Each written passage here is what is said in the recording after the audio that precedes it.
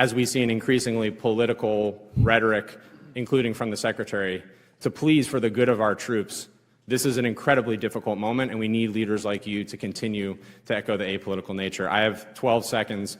Mr. Secretary, I don't say this lightly. I have to say this on the record. I think your tenure as Secretary of Defense has been shameful and weak, and you should resign. When Congressman Pat Ryan from New York took the podium, he immediately established an atmosphere of appreciation and togetherness.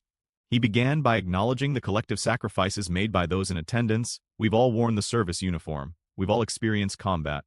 We all hold deep love for our country, and we all deeply respect our armed forces.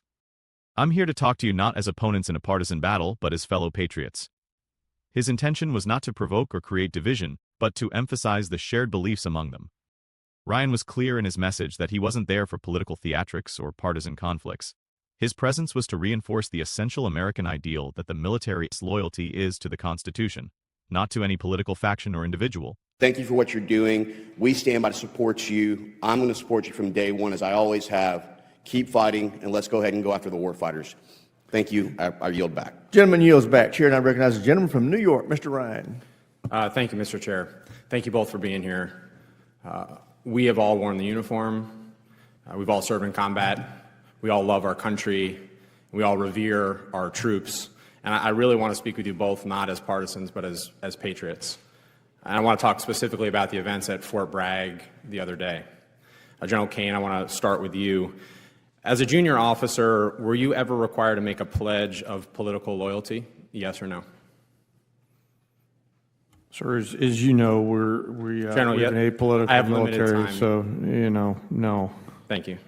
At any time in your 30-plus years of incredibly distinguished service, did you have to make a pledge of partisan or political loyalty? No, sir.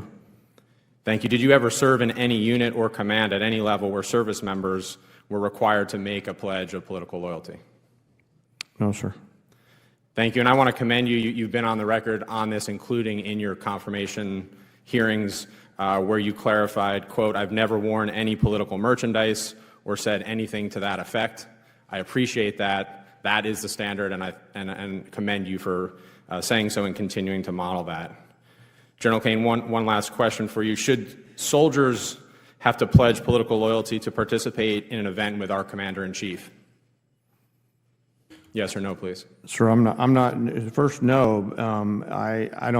I'm not aware of any time in history that soldiers, sailors, airmen, Marines have been asked to do that. I think. And I'm sorry, General. I do want to, just in the interest of time, I want to talk about what happened at Fort Bragg 2 days ago. There was guidance put out, and this has been verified by multiple independent news outlets, saying, quote, these are to the soldiers of the 18th Airborne Corps and the U.S. Army. If soldiers have political views that are in opposition to the current administration, then they need to speak with their leadership and get swapped out. This is swapped out of the event with the president. In addition, in an incredibly disturbing incident, there was a pop-up shop selling MAGA merchandise on post at Fort Bragg. And to summarize this, there was a commander from Bragg who said on the record, quote, "This has been a bad week for the Army, for anyone who cares about us being a neutral institution. This was shameful." If those are the facts, and I know the Army is investigating at least the MAGA pop-up shop, is that appropriate, General Kane? Sir, I haven't seen any of these reports. I'm not familiar with them, but as I mentioned earlier and in my confirmation hearing, the nation demands a apolitical, nonpartisan military. I appreciate you saying that and happy to share those reports. Secretary Hegseth, are you familiar with DoD Directive 1344.10? Political activities of the members of the armed forces? Well, first off, I don't buy into your yes or no? insinuation Are you familiar that pledges with, are being done under this administration. That's I reclaim my time. Are you familiar with this DoD directive? There's never one time in my service or in this Defense Department. Will you please answer I'm answering your these question questions. Where politics has been considered for service members. Are you familiar with this directive? Yes or no? Which directive? DoD Directive 1344.10. I'm happy to provide you a copy. There's even a one-page red and green cheat sheet. Are you familiar with it? This is the same directive from when we were all in uniform. I'm sure I am. Has anything changed in that directive under your guidance, given what happened 2 days ago at Fort Bragg? Is there a new policy change that we're not aware of? Again, I totally reject your insinuation. Is there a policy change to DoD Directive 1344.10? I know what you're attempting to insinuate, but there's I'll been take no that as a policy no. change, and there is no policy. Mr. Secretary, have you ever worn a MAGA hat in front of the troops?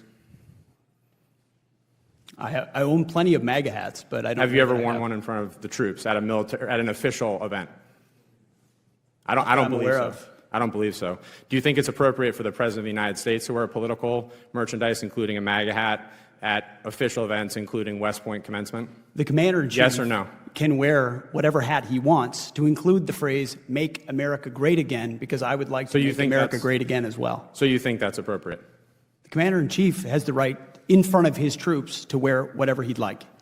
Okay, I strongly disagree with you. And I urge you both, especially you, General Kane, as we see an increasingly political rhetoric, including from the Secretary, to please, for the good of our troops, this is an incredibly difficult moment, and we need leaders like you to continue to echo the apolitical nature. I have 12 seconds. Mr. Secretary, I don't say this lightly. I have to say this on the record. I think your tenure as Secretary of Defense has been shameful and weak, and you should resign. I yield back. The hearing didn't just come to order, it burst into focus.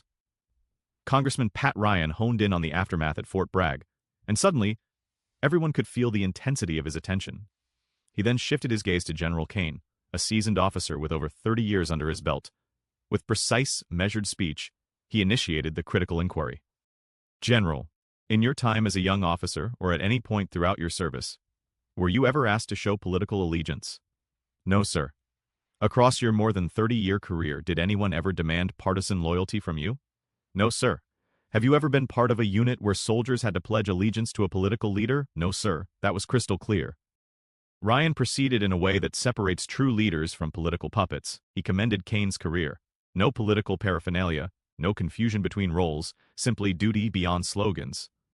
This, Ryan declared, is what we should strive for. This is exemplary. What transpired at Fort Bragg, however, unfolded differently. Numerous independent investigations established that soldiers in the 18th Airborne Corps received instructions to bypass events with the president if they disagreed with the administration's views. Even more disturbing, a shop-peddling MAGA gear suddenly appeared on the base. For everyone holding the belief that the military should remain impartial, this wasn't just a small procedural misstep. It was utterly disgraceful. One Bragg commander put it bluntly, "It's been a tough week for the Army, for anyone who values our stance as a neutral entity." Ryan firmly established his boundary then and there. Military service is in defense of the Constitution. Not a political faction, not a brand, not an individual.